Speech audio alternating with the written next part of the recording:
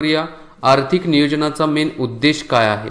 तर आर्थिक नियोजनाच्या बाबतीमध्ये बघा, आर्थिक आणि सामाजिक नियोजन असा उल्लेख भारताच्या समवर्ती सूचीमध्ये करण्यात आलेला आहे। भारताच्या घटनेमध्ये 3 सूची समाविष्ट केलेली आहे। पहिली जी आहे ते राज्य सूची आहे, दुसरी जी आहे ती समवर्त सूची आहे, आणि तिसरी जी आहे ते सूची आहे, आणि तिसरी जी आहे ते केंद्र सूची आहे, सेंट्रल लिस्ट असं म्हणण्यात आलेलं आहे। आणि याच्यामध्ये जी समवर्त सूची आहे, समवर्ती सूचीमध्ये आर्थिक आणि सामाजिक नियोजनाचा मुद्दा समाविष्ट केलेला आहे। आता जे प्लॅनिंग कमिशन जे आहे, आता या प्लॅनिंग कमिशनमध्ये किंवा नियोजन आयोगामध्ये जे काही उद्देश दिलेले आहेत, जे ऑब्जेक्टिव्ह दिलेले आहेत, या ऑब्जेक्टिव्हचा ऑलरेडी आपल्याला रेफरन्स कुठे भेटतो? तर मूलभूत हक्कांच्या मध्ये, फंडामेंटल राईट्समध्ये याचा रेफरन्स आहे। त्याचबरोबर directive principle of state policy, म्हणजेच आपण याला काय म्हणतो तर मार्गदर्शक तत्व किंवा राज्य धोरणाची मार्गदर्शक तत्व म्हटले जातात। तर याच्यामध्ये नियोजन आयोगाच्या मार्फत जे जे उद्देश दिलेले आहेत, जे उद्दिष्ट दिलेले आहेत, जे ऑब्जेक्टिव्ह दिलेले आहेत, ते ऑलरेडी आपल्याला त्याच्यामध्ये पाहायला भेटतात। तरीही बघा, इथं आपण बघत आहोत की एकूण 5 प्रकारचे आर्थिक नियोजनाचे फायदे आहेत। ते कोणते कोणते 5 प्रकारचे आहे? एक म्हणजे इकॉनॉमिकल ग्रोथ। आता इकॉनॉमिकल ग्रोथ म्हणजे आर्थिक वाढ होणे। जर समजा आर्थिक नियोजन केलं आणि हे नियोजन जर व्यवस्थित लागू केलं तर देशाची आर्थिक वाढ होणार आहे।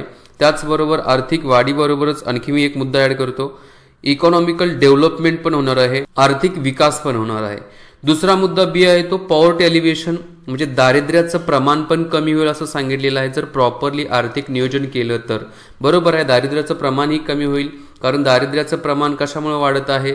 बेसिक ज्या गरजा आहेत त्या गरजा पूर्ण झाल्या नाही तर दारिद्र्याचं प्रमाण वाढत आहे। जर समजा बेसिक गरजा पूर्ण करण्यासाठी आवश्यक असणाऱ्या गोष्टी लोकांच्यापर्यंत दिल्या तर दारिद्र्याचं प्रमाणही कमी होऊ शकतं। तिसरा मुद्दा दिलेला आहे रोजगार निर्मिती। रोजगार निर्मितीच्या योजना याच्यामध्ये समाविष्ट केल्या जातील। बघा, आर्थिक नियोजनामध्ये बऱ्याच रोजगार निर्मितीच्या योजना समाविष्ट केलेल्या आहेत। तुम्ही 5, 6, 7, 8च्या पुढच्या ज्या पंचवार्षिक योजना बघितल्या तर त्या योजनामध्ये तुमच्या लक्षात येईल की रोजगार निर्मितीवरती भर दिलेला आहे आणि बेरोजगारीचं प्रमाण कमी करायचं आहे असं त्यांनी सांगितलेलं आहे। चौथा मुद्दा जो आहे तो देशामध्ये जी आर्थिक असमानता आहे ती आर्थिक असमानता कमी करणे हे आर्थिक नियोजनाचा एक उद्देशाचा भाग आहे। आणि 5वा जो आहे तो मॉडर्नायझेशन, म्हणजे आधुनिकीकरण जे आहे, आधुनिकीकरण करणं पण गरजेचं आहे, म्हणजे मॉडर्न टेक्नॉलॉजीचा वापर केला पाहिजे। आर्टिफिशियल इंटेलिजन्स ही काय आहे त्याची माहिती भारतीयांना पाहिजे। क्लाउड कॉम्प्युटिंग कशाला म्हटलं जातं, त्याचबरोबर सायबर सिक्युरिटी काय आहे, असे बरेच इंटरनेट ऑफ थिंग्स असतील। तर या सर्व मुद्द्यांना मॉडर्नायझेशनच्या अंतर्गत आपण म्हणू शकतो। मॉडर्नायझेशन फक्त आपल्या विअरिंगचं असावं असं नाहीये, तर विचारांचं पण मॉडर्नायझेशन असावं। त्याचबरोबर सायंटिफिक रिसर्चचं पण मॉडर्नायझेशन असणं काय गरजेचं आहे, आणि त्या आधारावरतीच बघा आर्थिक नियोजन करणं काय गरजेचं आहे। आणि हे 5 उद्देश जे आहेत ते आर्थिक नियोजनाच्या उद्देशाच्या अंतर्गत येत आहेत। ओके, म्हणजे याच्यातून आपण काय बघितलं बघा या स्लाइडवरून, एक समवर्त सूचीमध्ये आर्थिक आणि सामाजिक नियोजनाचा उल्लेख केलेला आहे। त्याचबरोबर जो काही प्लॅनिंग कमिशन जे आहे, नियोजन आयोगाचे जे ऑब्जेक्टिव्ह जे आहेत, महत्त्वाचे मुद्दे आहेत, याचा उल्लेख ऑलरेडी मूलभूत हक्कांच्या मध्ये, राज्य धोरणाच्या मार्गदर्शक तत्वांच्या मध्ये केलेला आहे। आणि 5 मग आर्थिक नियोजनाचे उद्देश सांगितलेले आहे, आर्थिक वाढ आणि आर्थिक विकास, दारिद्र्याचं प्रमाण कमी करणे, रोजगार निर्मिती करणे, आर्थिक असमानता कमी करणे, आणि त्याचबरोबर आधुनिकीकरण करणे, हे काय आहे तर आर्थिक नियोजनाचे मेन उद्देश आहेत। आता आपण नियोजन आयोग बघू। नियोजन आयोगाची स्थापना कधी झाली होती, नियोजन आयोगाचे अध्यक्ष कोण असतात, त्याचबरोबर नियोजन आयोगाचा मेन उद्देश काय आहे तर ते आपण बघणार आहोत। एक म्हणजे नियोजन आयोगाची जी स्थापना आहे, डेट पण माहिती असून दे, 15 मार्च 1950 रोजी नियोजन आयोगाची स्थापना करण्यात आली। कशी करण्यात आली तर एक्झिक्युटिव्ह रिझोल्युशन म्हटलं जातं, म्हणजे कार्यकारी मंडळाच्या मार्फत, कार्यकारी मंडळामार्फत। आता कार्यकारी मंडळामार्फत म्हणजे मंत्रिमंडळाच्या मार्फतच नियोजन आयोगाची स्थापना करण्यात आलेली आहे। याच्यातून आणखी आपल्याला काय समजलं की ज्या अर्थी कार्यकारी मंडळाच्या मार्फत याची स्थापना केलेली आहे त्या अर्थी हे एक गैरघटनात्मक संस्था आहे, गैरघटनात्मक संस्था आहे। त्याचबरोबर गैर वैधानिक संस्था आहे।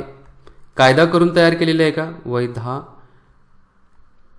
गैरवैधानिक संस्था आहे, वैधानिक आहे। आता या नियोजन आयोगाचं मेन काम काय राहतं तर नियोजन आयोगाचं मेन काम जे आहे ते सल्लागार मंडळ म्हणून काम करणे, सल्लागार मंडळ म्हणून काम करणे.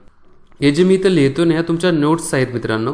तुम्ही तुमच्या नोटमध्ये हे मुद्दे समाविष्ट करा. आणि ज्यांनी इकॉनॉमिकची सेपरेट वही घातली नसेल तर सेपरेट इकॉनॉमिकची वही घाला. आणि हे जे काही मी 50 लेक्चर्स घेणार आहेत ना, हे 50 लेक्चरचे मुद्दे तुम्ही त्या वहीमध्ये ॲड करा. आणि प्लस तुम्ही जे वाचाल त्या तुमच्या नोट्स त्याच्यामध्ये समाविष्ट करा. या ज्या मी नोट्स तुमच्यापर्यंत देत आहे, त्याचबरोबर तुम्ही स्वतः वाचलेल्या ज्या नोट्स आहेत, याचा फायदा तुम्हाला परीक्षेच्या शेवटी परीक्षा यायच्या आदला जो काही आठवडा असतो ना, वीक असतो, त्या 7 ते 8 दिवसामध्ये याचं रिव्हिजन करायला तुम्हाला खूप मदत करणार आहे. आता आपण बघितलं की सल्लागार मंडळ म्हणून काम करत असते नियोजन आयोग. आता नियोजन आयोगाचे जे चेअरमन जे असतात ते चेअरमन कोण असतात, तर नियोजन आयोगाचे चेअरमन प्राईम मिनिस्टर म्हणजेच पंतप्रधान असतात. देशाचे पंतप्रधान हे नियोजन आयोगाचे चेअरमन असतात, अध्यक्ष असतात. आत्ताच्या घडीला नियोजन आयोगाच्या जागी काय आहे, तर नीती आयोग आहे. आणि नीती आयोगाची स्थापना कधीपासून केलेली आहे, तर 2015 पासून 1 जानेवारी 2015 पासून नीती आयोग काम करत आहे आणि नियोजन आयोगाच्या जागी आलेला आहे. आता नियोजन आयोगाच्या मार्फत आत्तापर्यंत किती पंचवार्षिक योजना राबवण्यात आलेल्या आहेत, तर एकूण 12 पंचवार्षिक योजना राबवण्यात आलेल्या आहेत. पहिली पंचवार्षिक योजना जी होती ती 1951 पासून 1956 पर्यंतची होती आणि शेवटची पंचवार्षिक योजना जी होती ती 2012 पासून 2017 पर्यंतची होती. अशा एकूण 12 पंचवार्षिक योजना नियोजन आयोगाच्या मार्फत राबवलेल्या आहेत आणि त्याच आधारावरती नीती आयोगाची आता स्थापना केलेली आहे. नीती आयोगाची स्थापना जी आहे की एक 25 वर्षाचा एक दूरदृष्टिकोन डोळ्यासमोर ठेवून एक थिंक टँक जो आहे हा तयार केलेला आहे. चला आपण पुन्हा एकदा नियोजन आयोगावरती येऊ. नीती आयोगाच्या बाबतीमध्ये एक सेपरेट आपण लेक्चर घेऊ, त्याच्यामध्ये नीती आयोग एकदम कंप्लीट बघू. नियोजन आयोगाचे आपल्याला अध्यक्ष कळले, चेअरमन जे असतात देशाचे पंतप्रधान असतात. आता नियोजन आयोगाचे जे व्हाईस चेअरमन जे आहेत ते व्हाईस चेअरमन कोण असतात, तर या पंतप्रधानांच्याच मार्फत काय केले जातात, तर उपाध्यक्षांची निवड केली जाते. आणि उपाध्यक्ष जे असतात ते पूर्ण वेळ असतात, पूर्ण वेळ उपाध्यक्ष म्हणून काम करत असतात. आता या नियोजन आयोगाचे पूर्णवेळ उपाध्यक्ष आपल्याला समजले. आता नियोजन आयोगाचे मेंबर्स म्हणजे सदस्य किती असतात असं काय माहिती आहे का? नाहीये. नियोजन आयोगाचे मेंबर्स त्याचबरोबर नियोजन आयोगाच्या कामाचा फॉर्मॅट जो आहे याच्याविषयी कोणत्याही प्रकारचा उल्लेख करण्यात आलेला नाही. म्हणजे सदस्य आणि कामाचा जो काही लेखाजोखा आहे याच्याविषयी नियोजन आयोगाच्या बाबतीमध्ये कोणत्याही प्रकारचं प्लॅनिंग नाहीये, कोणत्याही प्रकारचं फिक्स असं काही नाहीये. आणि नियोजन आयोग जे आहे ते कोणाच्या अंतर्गत काम करत असतं, तर PMO प्रधानमंत्री कार्यालय जे आहे या प्रधानमंत्री कार्यालयाच्या अंतर्गत नियोजन आयोग काम करत होते. आता नियोजन आयोगाच्या जागी कोण करतं, तर नीती आयोग प्रधानमंत्री कार्यालयाच्या अंतर्गत काम करत आहे. म्हणजे याच्यातून आपल्याला कळलं की सदस्यांची संख्या फिक्स नसते. आता सदस्य साधारणतः जे असतात कोण असतात, तर कॅबिनेट मंत्री आहेत. कॅबिनेट मंत्री काय असतात, तर नियोजन आयोगाचे सदस्य राहतात. कॅबिनेट मिनिस्टरमध्ये कोणते कोणते कॅबिनेट मिनिस्टर असतील, मग आपण म्हणू की फायनान्स मिनिस्टर असतील, अर्थमंत्री असतील, प्लॅनिंग मिनिस्टर नियोजन मिनिस्ट्री ज्याच्याकडे आहे तो असेल, प्लॅनिंग मिनिस्टर आपण म्हणू. त्याचबरोबर डिफेन्स मिनिस्टर असेल, संरक्षण मंत्री असतील. तर हे कॅबिनेटचे जे काही महत्त्वाचे मंत्री जे आहेत ते नियोजन आयोगाचे सदस्य म्हणून काम करत असतात. काही अर्थतज्ज्ञ पण असतील, ते पण नियोजन आयोगाचे काय करत असतात, सदस्य म्हणून काम करतात. त्याचबरोबर काही असे विचारवंत पण असतील की जे देशाच्या बाबतीमध्ये एक चांगला अभ्यास, त्यांचा गाढा अभ्यास असेल, तर असे विचारवंत पण नियोजन आयोगाचे काय असू शकतात, तर सदस्य म्हणून काम करू शकतात. म्हणजे आपल्याला याच्यातून काय काय गोष्टी कळल्या बघा. नियोजन आयोगाची स्थापना 15 मार्च 1950 केलेली आहे. कार्यकारी मंडळामार्फत याची स्थापना केली. गैरघटनात्मक आहे, गैरवैधानिक संस्था आहे. सल्लागार मंडळ म्हणून काम करत असते. चेअरमन कोण असतात, तर देशाचे पंतप्रधान असतात. व्हाईस चेअरमनची नियुक्ती पंतप्रधानांच्या मार्फत पूर्णवेळ केली जाते. नियोजन आयोगाचे मेंबर्स त्याचबरोबर त्यांच्या कामाचा जो फॉर्मॅट आहे तो काही फिक्स नाहीये. कॅबिनेट मंत्री जे आहे ते नियोजन आयोगाचे काय असतात, सदस्य असतात, सदस्य म्हणून काम करत असतात. त्याचबरोबर अर्थतज्ज्ञ आणि विचारवंत ही नियोजन आयोगाचे सदस्य म्हणून काम करत असतात. यांची नियुक्ती, यांच्या बाबतीमध्ये सर्वस्वी निर्णय जो असतो प्रधानमंत्री कार्यालयाच्या मार्फत घेतला जातो. हा झाला नियोजन आयोगाच्या बाबतीमधील हे महत्त्वाचे मुद्दे. आता दुसरा जो आहे तो राष्ट्रीय विकास परिषदेच्या बाबतीमधील महत्त्वाचे मुद्दे. आता या राष्ट्रीय विकास परिषदेची स्थापना कधी करण्यात आली बघा, 6 ऑगस्ट 1952 रोजी राष्ट्रीय विकास परिषदेची स्थापना करण्यात आली. कुणाच्या मार्फत, कार्यकारी मंडळाच्या मार्फत. नियोजन आयोगासारखी स्थापना केलेली आहे, कार्यकारी मंडळामार्फत स्थापना करण्यात आलेली आहे. आता ज्या ती कार्यकारी मंडळाच्या मार्फत स्थापना केलेली आहे त्यावरती नॉन कॉन्स्टिट्यूशनल. नॉन कॉन्स्टिट्यूशनल याचा अर्थ गैरघटनात्मक ही संस्था आहे. त्याचबरोबर नॉन स्टॅट्युटरी म्हणजे गैरघटनात्मक झाली, गैरवैधानिक संस्था आहे. म्हणजे याचं काम काय असणार आहे, मी पुन्हा एकदा, ही एक काय आहे तर अपेक्स बॉडी आहे, सर्वोच्च संस्था आहे. कशा संदर्भात की जे प्लॅनिंग कमिशनच्या मार्फत जो प्लॅन तयार केलेला आहे त्या प्लॅनला अप्रुव्हल देऊन, परवानगी देऊन तो प्लॅन संसदेमध्ये मांडला जातो. शेवटी प्लॅनिंग कमिशनच्या जो काही लेखाजोखा असेल किंवा जो नियोजन असेल, प्लॅन जो आहे त्याला शेवटी जी परवानगी जी असते ती संसदेच्या मार्फत दिली जाते.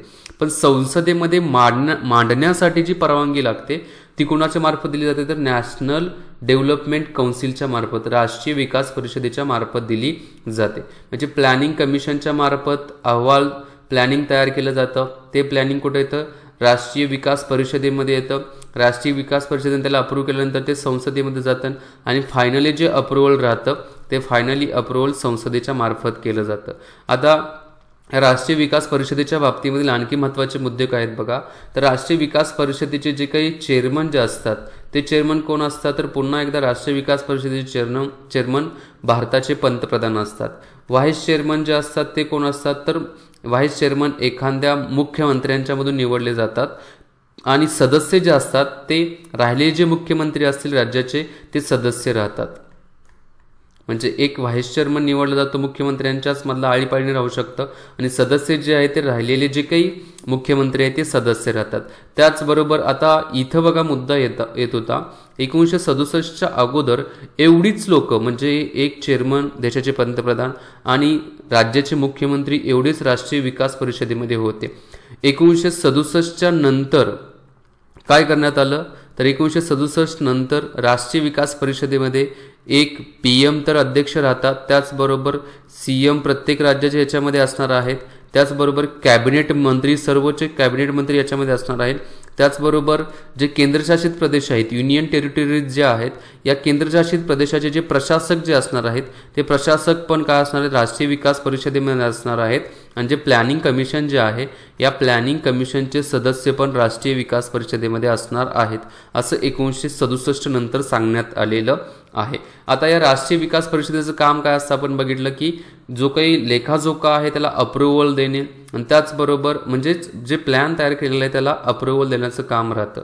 त्याचबरोबर जे प्लॅनिंग कमिशन आहे याचं निरीक्षण करणं, सुपरवाइज करणं ही काम राहतं. त्याचबरोबर जज पण करणं प्लॅनिंग कमिशनच्या कामाच्या बाबतीमध्ये कसे काम करतात ते पण राष्ट्रीय विकास परिषदेच्या बाबतीमार्फत चेक केलं जातं.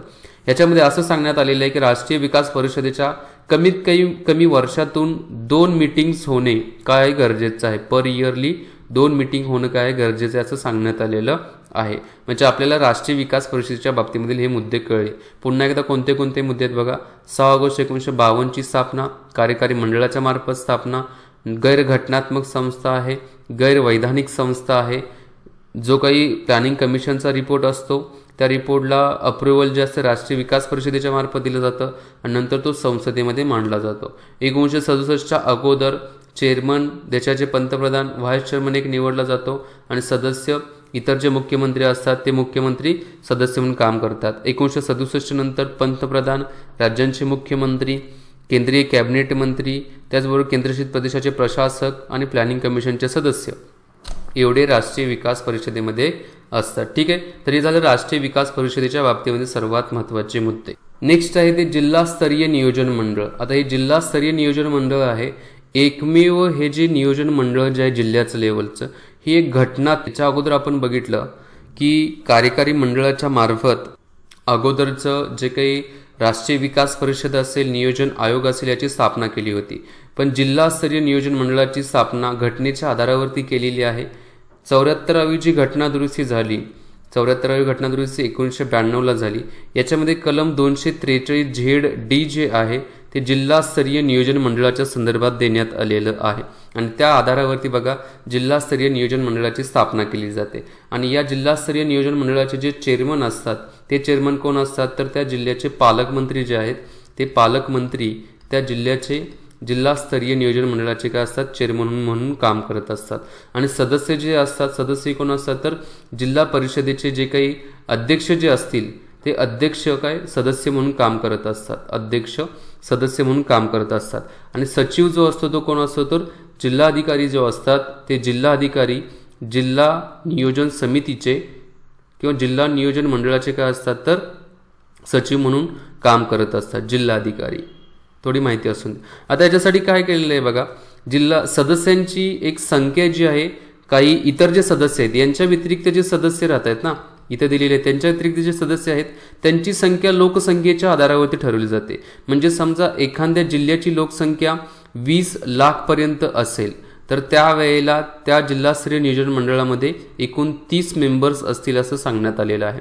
पण समजा 20 लाख ते 30 लाखापर्यंत जर लोकसंख्या असेल जिल्ह्याची तर त्यावेळेला जिल्हास्तरीय नियोजन मंडळामध्ये 40 मेंबर्स असतील असं सांगण्यात आलेलं आहे. समजा 30 लाखाच्या जर वरती जिल्ह्याची लोकसंख्या असेल तर 50 मेंबर्स असतील असं सांगण्यात आलेलं आहे जिल्हास्तरीय नियोजन मंडळाच्या अंतर्गत. म्हणजे आपल्याला कळलं की जिल्हास्तरीय नियोजन मंडळामध्ये एक म्हणजे काय काय मुद्दे येतात ते पुन्हा एकदा रिवाईज करतो बघा. घटनात्मक आहे, 74वी घटनादुरुस्ती 1992 कलम 243 या संदर्भात आहे. चेअरमन जे असतात ते पालकमंत्री असतात. सदस्य कोण असतात तर जिल्हा परिषदेचे अध्यक्ष, पदसिद्ध सदस्य आणि बाकीचे सदस्य जे असणार आहेत त्यांच्यासाठी 20 लाखापर्यंतची लोकसंख्या असेल तर 30 मेंबर्स असतील. 20 ते 30 लाख असेल तर 40 मेंबर्स राहतील आणि 30 लाखाच्या वरती असतील तर 50 मेंबर्स राहतील. आणि सचिव जे असणार आहेत ते कोण असतात तर जिल्हाधिकारी जिल्हास्तरीय नियोजन मंडळाचे सचिव म्हणून काम करत असतात. ठीक आहे. तर अशा पद्धतीचे काय आहेत तर हे महत्त्वाचे मुद्दे जे आहेत म्हणजे नियोजन आयोगाच्या बाबतीमध्ये आपण बघितलं, त्याचबरोबर राष्ट्रीय विकास परिषद बघितली, जिल्हास्तरीय नियोजन मंडळ काय असतं ते बघितलेलं आहे. व्यवस्थित हे मुद्दे नोट डाऊन करून घ्या जेणेकरून येणाऱ्या परीक्षेला याची मदत तुम्हाला होईल. मी इथं थांबतो. व्हिडिओ आवडले असेल तर मित्रांनो खरंच शेअर करा तुमच्या मित्रांच्या बरोबर, व्हिडिओला लाईक पण करा आणि चॅनेलला नक्की सबस्क्राईब करा. जय हिंद, जय महाराष्ट्र, जय भारत, वंदे मातरम.